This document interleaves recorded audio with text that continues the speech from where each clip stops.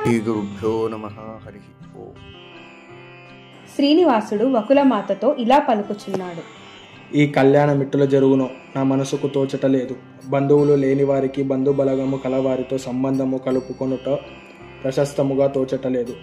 ఎవరి ఐశ్వర్యము సమమైనదో, ఎవరి వయస్సు సమానమైనదో వారి మధ్య వివాహమైనను వివాదమైనను శోభించును. శ్రేష్ఠ కనిష్ఠుల మధ్య ఇవి శోభించవు. నేను ఒంటరివాడును. ఆకాశరాజు బంధుబలగము కలవాడు. అంత బలగము కలిగిన రాజుతో ఒంటరివాడినైన నాకు సంబంధం ఎట్టుల కుదిరెను. అమ్మా, ఈ చింతయే నన్ను చాలా బాధించుచున్నది. బంధువులు లేని నాకు రాజు కన్నెను ఎట్టిచ్చును?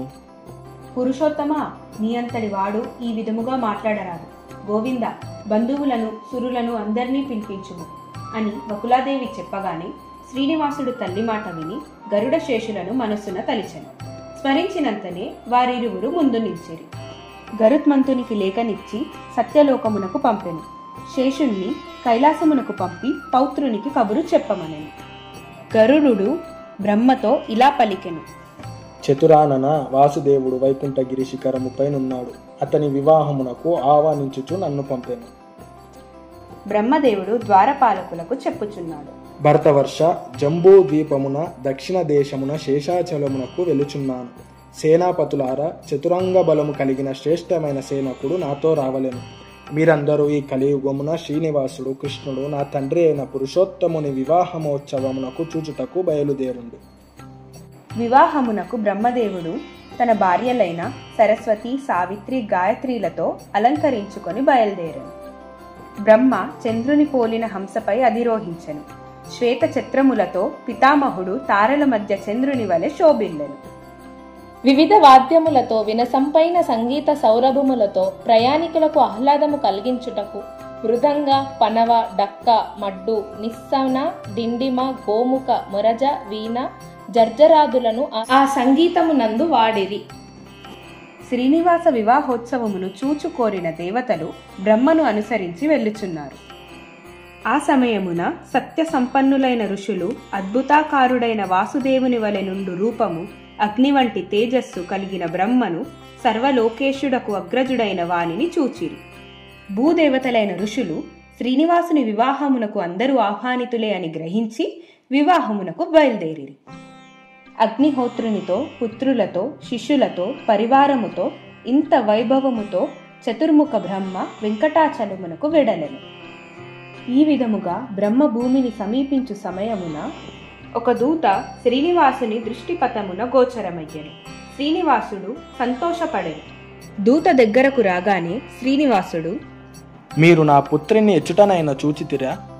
స్వామి, మీ పుత్రుడు వచ్చుచున్నాడు, గంగను దాటినాడు.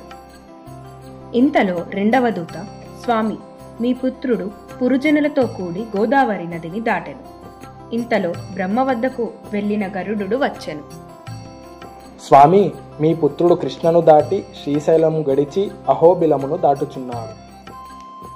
ఆ క్షణముననే విశ్వక్సేనుడు శ్రీనివాసుని దగ్గరకు వచ్చి నమస్కరించి చెప్పుచున్నాడు. ప్రభు గోవింద, మీ పుత్రుడు తుంబూరు తీర్థమును చేరి అచ్చట స్నానము చేసెను. ఇప్పుడు మిమ్ములను చూడవలెనని ఉత్సాహముతో మీ సమీపమునకు వచ్చుచున్నాడు. బ్రహ్మ హంసపై నుండి దిగి కాలినడకన శ్రీనివాసునికి ఎదిరేగి అతనిని చూచి చేతులు జోడించి దండ ప్రణామములు చేసి భూమిపై సాష్టాంగముగా నమస్కరించెను.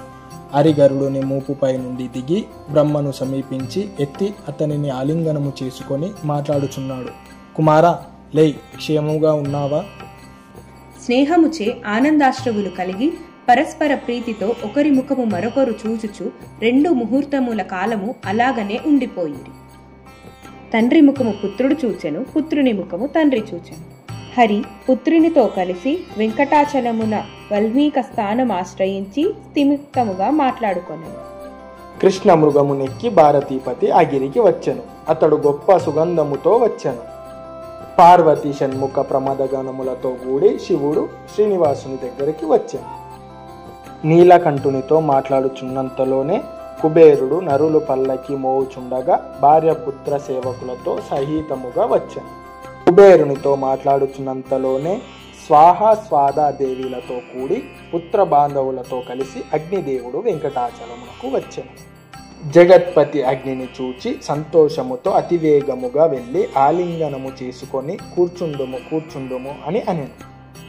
తర్వాత యముడు తన భార్యతోనూ దూతలతోనూ వాహన సహితముగా వెంకటాచలమునకు వచ్చెను. మహాబుద్ధిమంతుడైన చిత్రగుప్తుడు కూడా వచ్చెను. తర్వాత మొసలిపై వరుణుడు వచ్చెను. వరుణుడు భార్యతోనూ బహురత్నములతోనూ వచ్చెను. ఇంద్రుడు సచీదేవితోనూ కుమారులతోనూ ఐరావతముపై శేషాచలమునకు వచ్చెను. తర్వాత సూర్యుడు చంద్రుడు కూడా వచ్చిరి. మన్మధుడు మూల రూపమున రతితో కూడా అశ్వముపై వచ్చెను. మునులు అధిక సంఖ్యలో వచ్చిరి. గాంధర్వ అప్సరసులు సిద్ధులు శేష వాసుకి మొదలగు వారందరూ వచ్చిరి. విశ్వకర్మచే దేవేంద్రుడు సుందరమైన సభను నిర్మింపజేశాను. కావాల్సిన సభ 50 యోజనముల పొడవు 30 యోజనముల వెడల్పు కలిగి మనోహరముగా ఉండెను.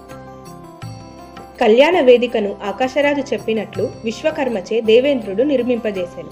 తర్వాత గొప్ప విలువైన రత్నస్తంభ గోపురములతో కూడిన ఒక గొప్ప మందిరము శ్రీనివాసుని కొరకు విశ్వకర్మచే నిర్మింపజేశాను.